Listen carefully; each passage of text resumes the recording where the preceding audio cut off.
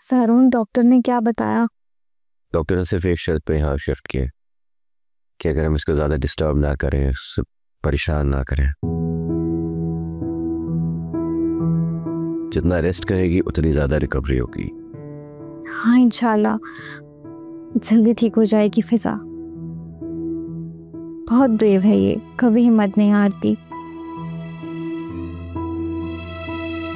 इतने मुश्किल हालात देखे इसने, कभी हौसला नहीं छोड़ा।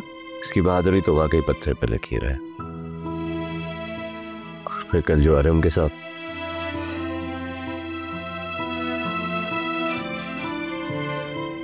I'm sorry रिदा, वो बस इट्स ओके, कोई बात नहीं। मुझे कल बुरा लगा था फिजा ने अरहम से ऐसे बात की, लेकिन ये बेचारी तो अपनी बहन की तकलीफ में चीख रही थी। अगर मैं वहाँ होती तो इसे रोक देती, इसे समझ आ जाती कि मुझे अरहम से कोई शिकवा नहीं है। पता है ज़ारून, उसने ना मजबूरी में की है ये शादी। मैं जानती हूँ पप्पू को, उन्होंने अरहम को बहुत मजबूर किया होगा, अपनी ज़िंदगी की कस्में दी होंगी, बस इसलिए वो मान गया।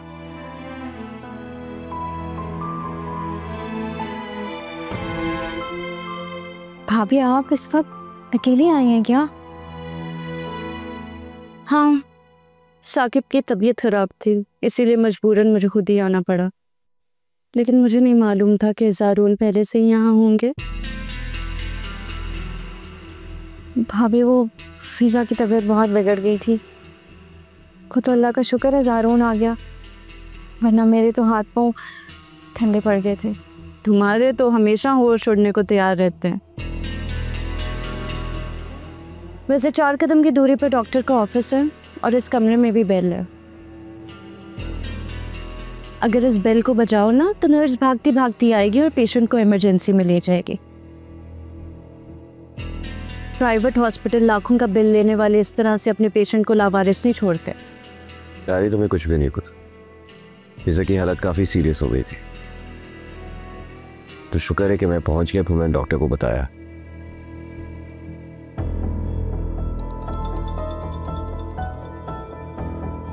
लाएं भाभी, शामी को मुझे दे दें।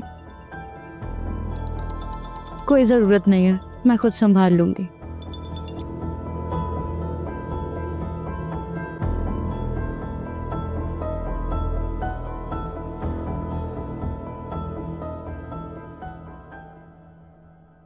हेलो जी साकिब। हाँ रानी, कहाँ हो? मैं हॉस्पिटल में फिजा के पास। अरे तुम क्यों चली गई? मुझे क्यों नहीं जगाया तुमने? बस बस बस बस, वो साकिब आपकी तबीयत खराब थी, इसीलिए मैं नहीं चाहती थी कि आपकी नींद डिस्टर्ब हो, इसीलिए मैं खुद ही आ गई। अरे तुम भी रानी यार, और तुम शामी को भी साथ ले गई। अब रात हॉस्पिटल में कैसे गुजारोगी? तुम ऐसा करो, तुम वापस आ जाओ, मैं हॉस्पिटल आ जाता हूँ। ठीक है, आप आ जाएं इधर तो फिर मैं घर आ जाऊंगी। और फिजा को अकेले भी नहीं छोड़ा जा सकता था, समझ रहे हैं ना आप? ओके, मैं आ रहा हूँ।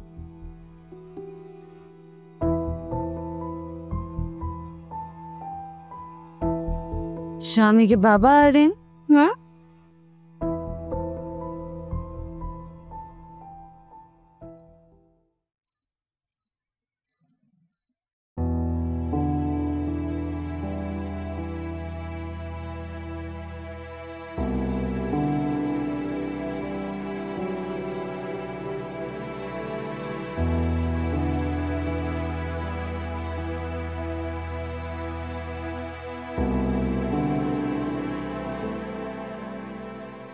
अरहम, क्या हुआ? यहाँ क्यों लेटे हुए हो? उठो, अपने कमरे में जाओ, जाके रेस्ट करो। शाबाश, उठो, अपने कमरे में जाओ बेटा, जाके रेस्ट करो। क्या रेस्ट करूं मैं तो रेस्टलेस हो गया हूं आपकी वजह से। दिमाग खराब हो गया था मेरा जो मैंने आपकी बात सुन ली। अच्छा बस कर दो, जो होना था वो हो गया। अब कब तक एक ही बात का रोना रोते रहोगे? छोड़ दो अब। मैं तो छोड़ दूंगा, पर वो नहीं छोड़ेगी। ना आपको, ना मुझे।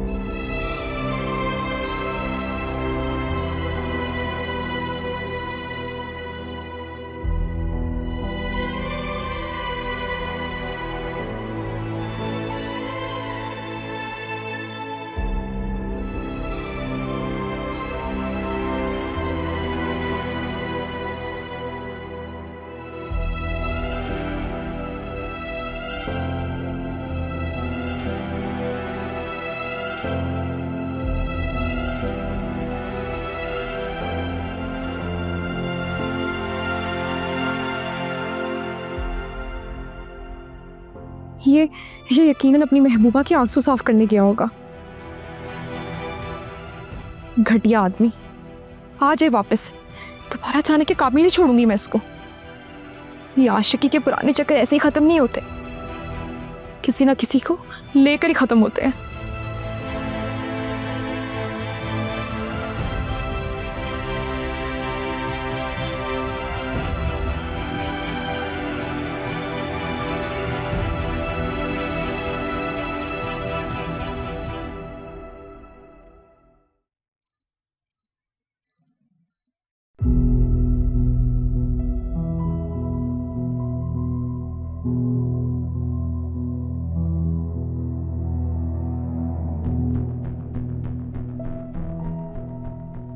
ये देखो बहन, हाथ जोड़ती हूँ तुम्हारे आगे, हमारा क्या कसूर है?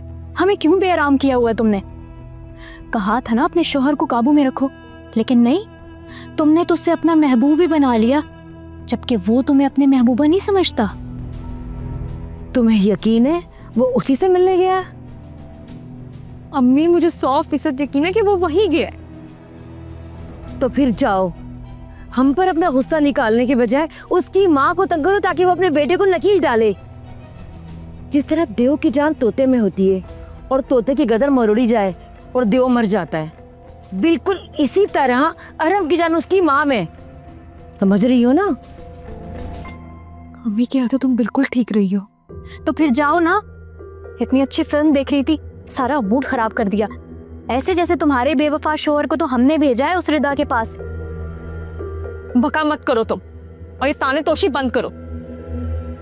समझाएं अपनी बेटी को। देखें देखें अम्मी, देख रही है ना अपनी लाडली बेटी को, आप कैसे आंखें दिखा रही है हमें अभी से।